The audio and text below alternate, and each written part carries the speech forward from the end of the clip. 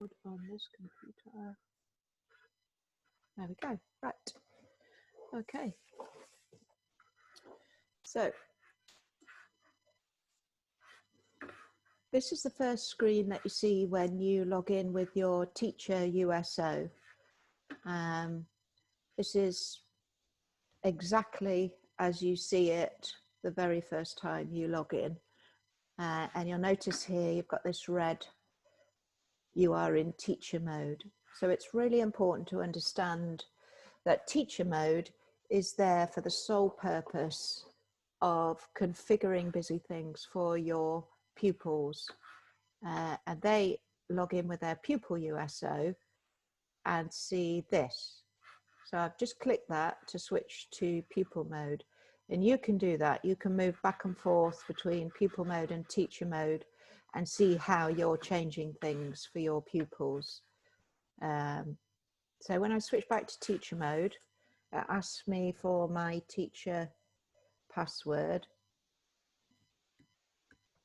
And you can see that the main differences are this area here, this bar along the top, and this drop down here.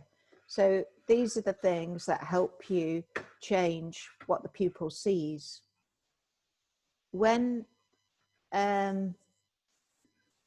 you first look at busy things, you'll notice that you've got these age bands, and then behind the age bands, you have what we call setups. And you can see that these ones are made by busy things. So these are what we call our default setups. What we've done is we have taken the over 1,000 activities that are available on busy things and put the ones that we think are appropriate for year one at, and configured those games to that level. So you might get the same game in year two, but perhaps the content is configured slightly differently. So for instance, a maths game might be slightly harder in year two setup than in year one. So it's a kind of ready-made approach to get you just playing busy things.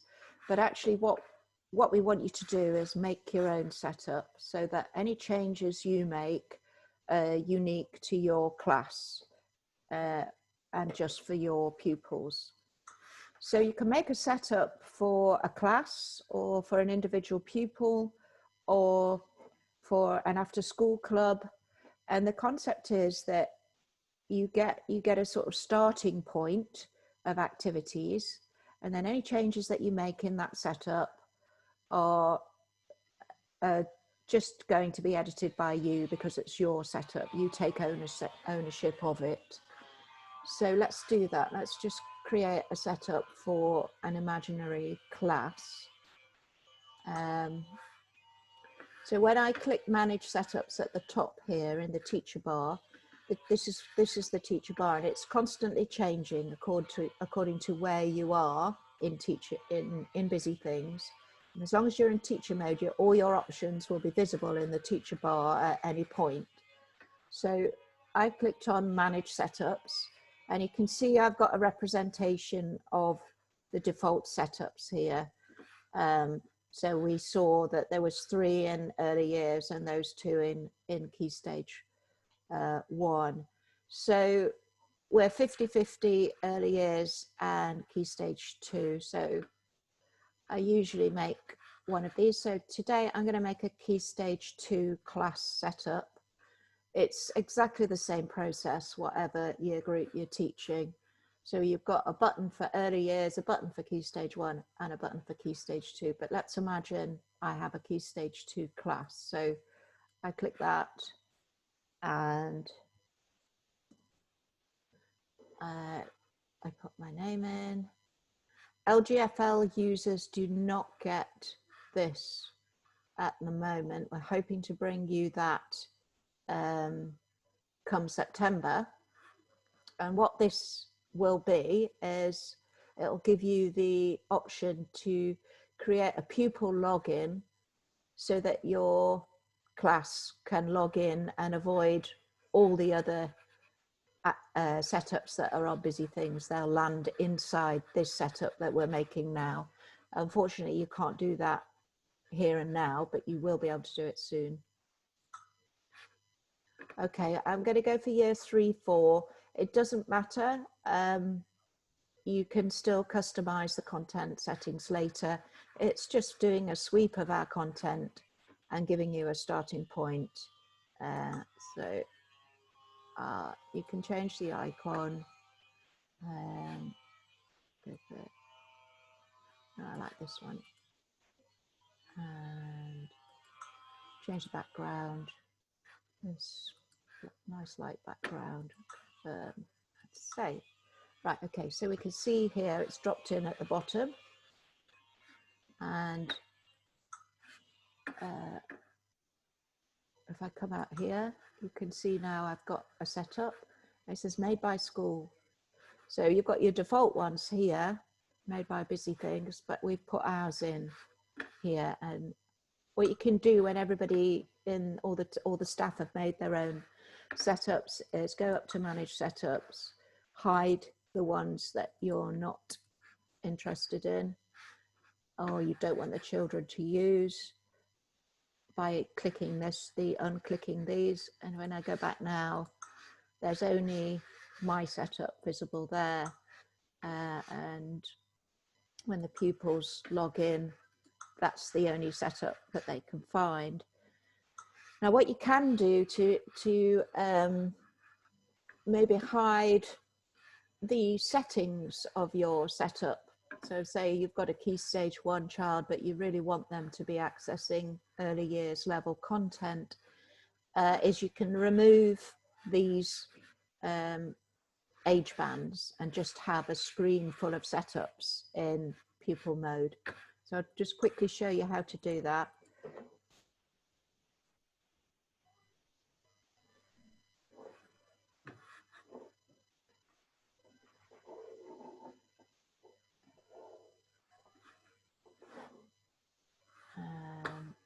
So we go account settings and show all setups without age bands. So that was just in pupil mode. So now we've got this.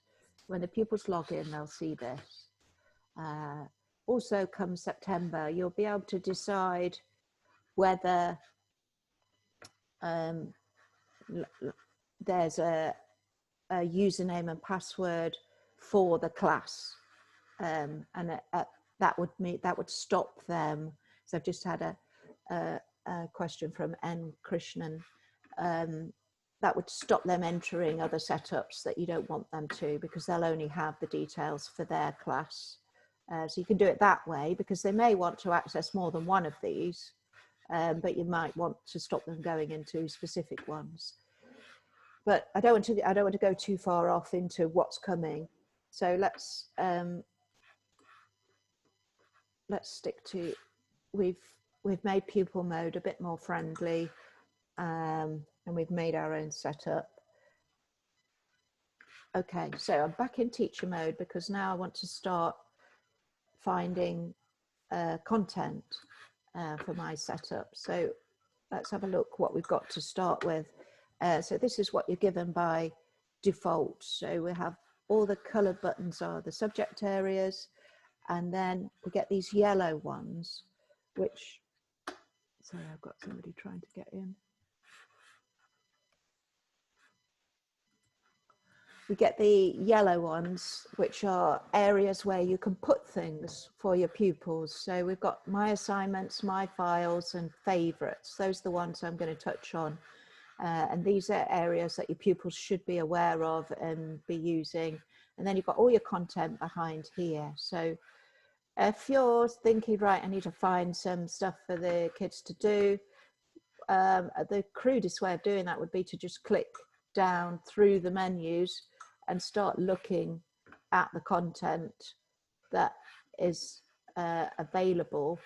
And in teacher mode, this blue button is key.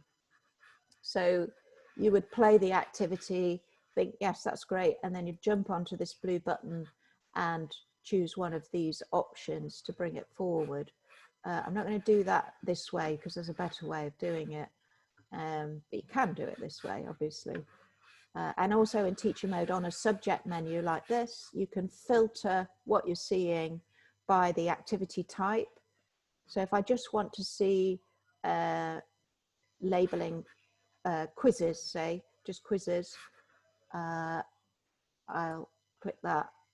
Oh no, I'll click everything off and turn quizzes on. So there's 4 quizzes there. There's 2 quizzes there. This is a quiz that's in development, so there's a few things you're seeing that aren't exactly like you will see, but it's basically the same. Okay, so I was just saying that you could click around your setup and find things, but actually what we want you to do is start using these search tools here. So if you go onto here, you can actually start typing in search terms, changing the age range, clicking on the subject, and switching activity types on and off. And then when you've found, you've got a refined list here, what you can do is from the search tools, you can play the activity and then play it in your setup. You can read about it, you can view the curriculum links, then have a quick go yourself. And when you come back, you're back here. So if you imagine going back and forth, and then you jump onto here and add to favorites in your setup or create a pin. So this could be Tuesday money.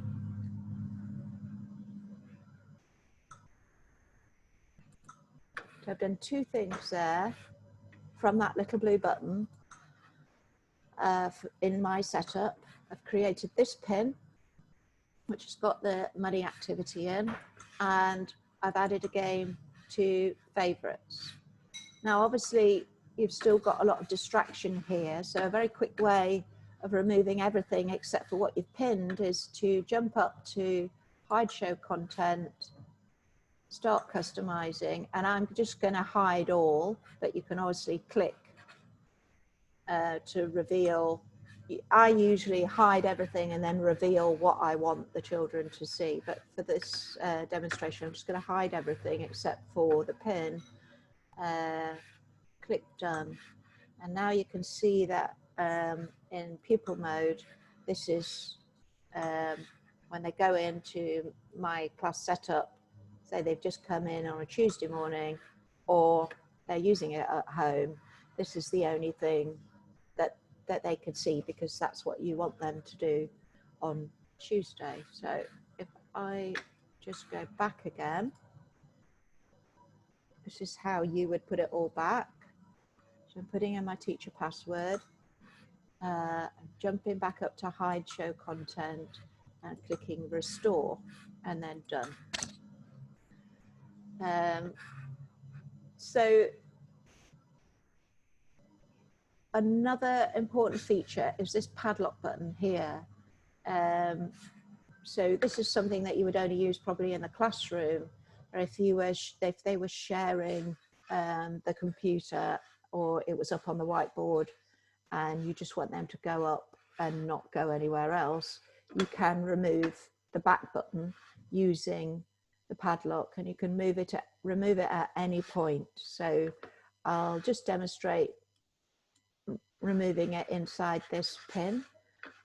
So I'm going to click the padlock. Again, your teacher password is very important. You need it all the time. And there you go. If I switch to pupil mode, there's no back button. They can only use the activities that are inside this pin. They can't escape. So I click the padlock again to unlock it, teacher password in. And then again, teacher password to move back to pupil mode. You can, if you're having a play, click tick this box which says keep me authorized for this session, but just be aware of not using that when you actually want the pupils to jump on, because then they could switch to back to teacher mode without a password. Just use it for having a play and working out what changes you're making to pupil mode whilst you're in teacher mode. Okay, so I've brought the back button back. Another thing you can do to just quickly reveal activities to your pupils is change what we call the landing page. So currently this is our landing page. It's the page that you arrive on when you go into your setup. But I can make any page within my setup the landing page. So if I want them, if we're doing Impressionism, and I want them to land here when they come into the setup, I can jump up to this button here, Mrs. Hall's settings, and landing page, and use current page. So save. Okay, so I've done that in teacher mode. I'm going to switch to pupil mode and show you now that when they log in and they now click my setup, they land here on these art activities because I made that the landing page. So you can use the landing page trick in combination with hide and show.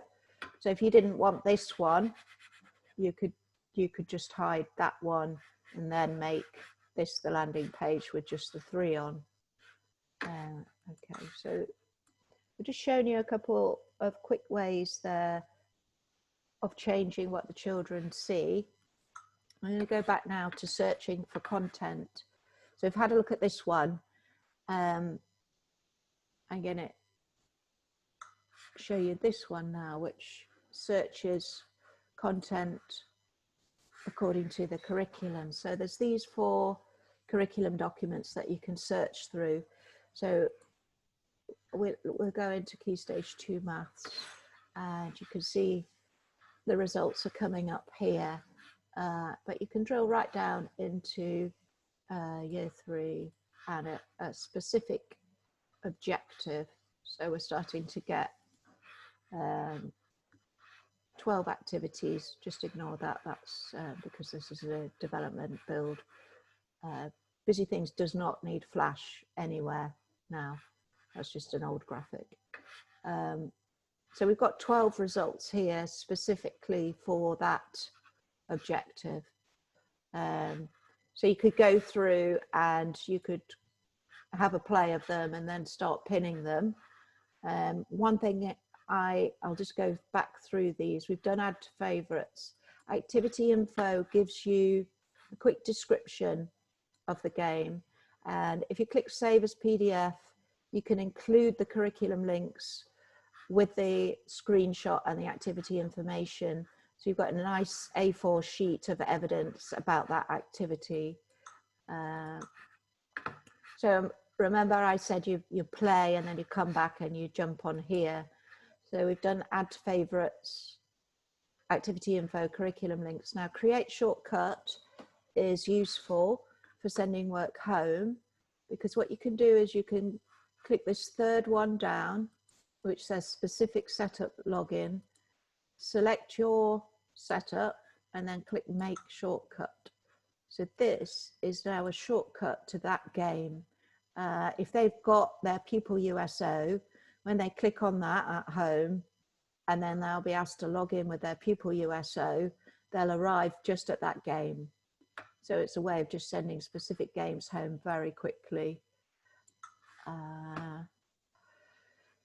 So we've done create shortcut, assign activity. I'm going to get onto that. Related activities will take you to activities that complement the learning objective. So you get a sort of neater set. Where will we? Go to location, will show you where it is in your setup, and then pin we've done. Right, so let's start looking at assigning.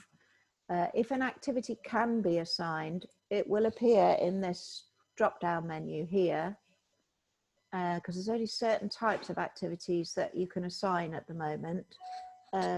In September, you're going to be able to get individual pupil timelines, but for now, this is as far as tracking goes, using the assign function. So I'm going to show you how to do that in this area here, because this is sort of best practice. So when you think, right, I'm going to make some assignments for the summer holidays, come here and look at these 3 buttons here. So you can assign a quiz, assign a project, and you can assign a worksheet. That's because these are the ones that we can track at the moment. So you can't assign games. You can pin games, and you can favorite games so that you can push them forward, but you can't track games at the moment. So let's just jump straight in and assign a quiz. So I've got all the quizzes that are on Busy Things here. So I'm going to narrow that range using this bar to year 2 and year 3, 4. So actually year 3, 4. So actually that's not making any difference. Let's just do maths. So with the quizzes, we've got the year group actually on it. So here's a year 3 capacity quiz. I'm just going to assign that, start. I can change the title or that. This is who has assigned it. We're just going to go with 1 round so that we're not taking too long. I don't want the children to review the answers. Now, this is a feature which lets you set a quiz a week, say, so you could put different start date for a time in the future, but just be mindful of the fact that that quiz is not going to appear in pupil mode or teacher mode until that date. So we'll leave this blank. Now it's telling me you've put it in the yellow assignments area of your setup. So let's go and check that that's there.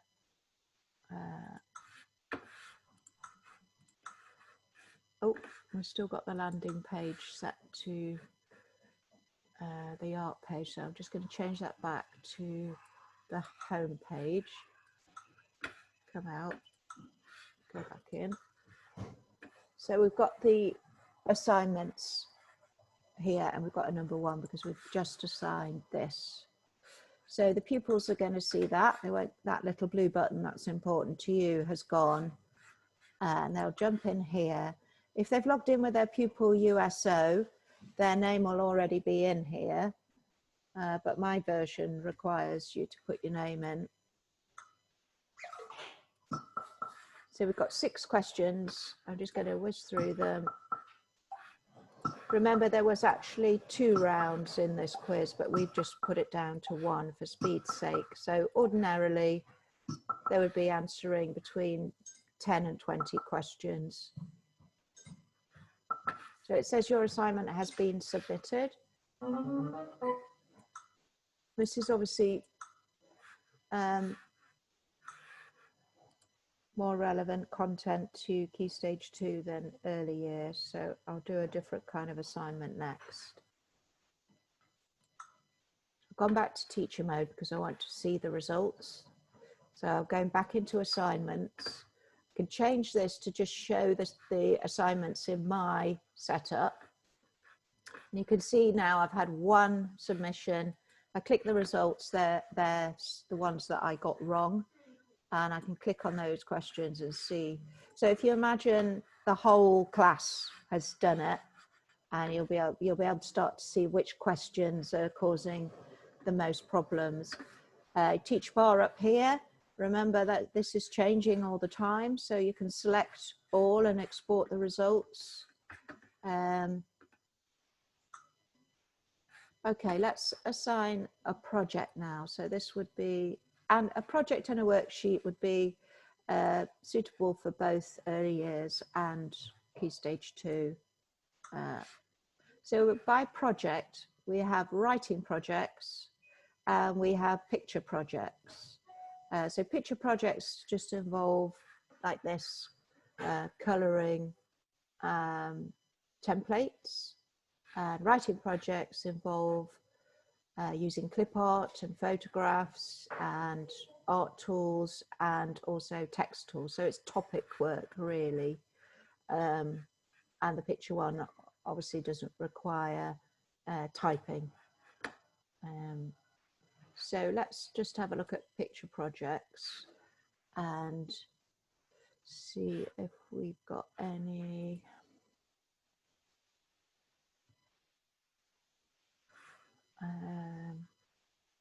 Let's do make a mini beast. So we're going to assign that into, it's going to ask me to choose which mini beast. If you don't do this, the children will be asked to choose their own. We'll choose that one. Next. Save. Close. So I have put this in the Key Stage 2 setup, but obviously if you're in early years, you'd be putting it in your own setup. So here it is. The pupil's name would be in there. So that they make their artwork. So this, every project, picture project, writing project is different on Busy Things. So this one just involves using these objects, but there's plenty of them with lots of different art tools and textures and colors and stamps and clip art. So this one we obviously just decided to focus on arranging objects to make a mini beast. So okay, finish now and submit. Close. So back to teacher mode. So this is me logging in the next day to see if anybody's done my assignment. I can see if one person's done it, and then I click on the results. You can see my mini beasts there, and same thing, your options are up here. You can select all and see, and then export all these lovely drawings for display or record keeping. And obviously the children in Key Stage 1 and Key Stage 2 can do more advanced topic work. There's 243 across several subject areas, so there's lots to explore there. Remember, you can enter a search term there. So okay, if there's something on Busy Things that you can't find, you can actually make your own using our publishing tool. So I clicked custom project there. So if you wanted the children to write about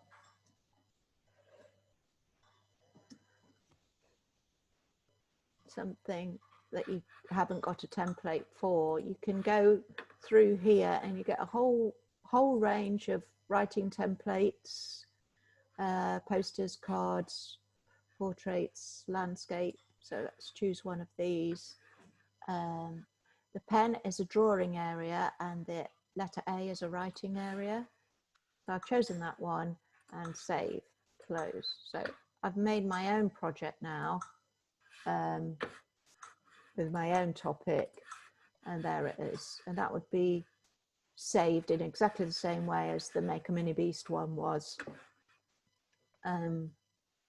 So yeah, if you can't find what you're looking for, consider making your own piece of topic work and choosing a template for it. Right, I'm going to jump into here now, Printable Resource Maker. This is the last thing I'm going to talk about. So this is where you can make PDFs, worksheets for use away from the screen. And we have very comprehensive set of phonics PDFs and comprehensive set of maths ones. So if we just look here, you can create graphing cards, letter formation sheets, pictures and words, matching pictures to words, buried treasure, missing letters, captions, and then even more in this one. This is phase 5 content, so it's more advanced. So let's go back here and do, let's do buried treasure. I haven't done that one for a while. Choose content. So the very first thing you do is choose content. This is probably one that you would make for use in the classroom rather than sending home. For speed's sake, I'm going to pick my own words and show words containing and select all. Next step, let me pick nonsense words. I only want to use real words. Let me pick some nonsense words. Right, okay. So let's match with and select all. Okay. So you can see we've got 59 pages here, but every worksheet's different, so you'll be asked to do different things, but you start at the top here with choose content, and then when you've got the content that you think is right, you can start changing what's happening on the actual sheet. And then when you're happy, you can save it, or you can go straight to making a PDF. When you save a worksheet, I'm leaving without saving it. It'll go into this folder here. So I'll just quickly show you the maths equivalent. Same process. Choose content first, and then start changing what you're seeing here, and then save or make PDF. So there's lots to explore there. We're planning to do Zoom sessions on just that resource maker. Right, okay. So I've been through most of this. I've referred to this both in a setup and everywhere else. The teacher bar is very important. Finally, these are unique to teacher mode. So if you click on one of these, what it does is it jumps you into this area here, the latest news. So, and that was saying segmenting for spelling updates. So all these 4 games have been updated, and here's a link to them, and you can read about what we've done there. And then these are similar sort of, they're either news alerts or they're telling you a history. So in April, we released all these resources on ancient Egypt, and you can link to them directly, jump onto that blue button and either pin, favorite, and use this as a history of what's been happening. This links to special events here. So here's a Jewish event that's coming up. So you can pin an entire event, confirm very quickly by going into special events and clicking through the calendar to see what we've got, and pin the whole of Climate Week. So we did 2 pins very quickly then, to show you them. There they are. Okay, I'm going to stop now. That has all been recorded. Let me see if I can bring the chat window back up. Just check.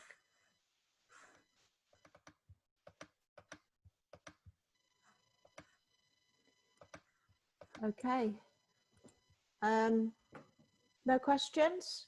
Is everyone just happy to have a look at the video when I When I send the link in, it'll be about an hour before the video is processed, and then I'll email it to all of you.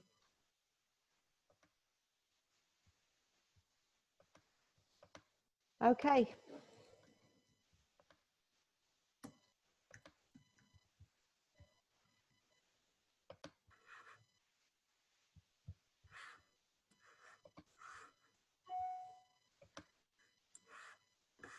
Right, goodbye everyone.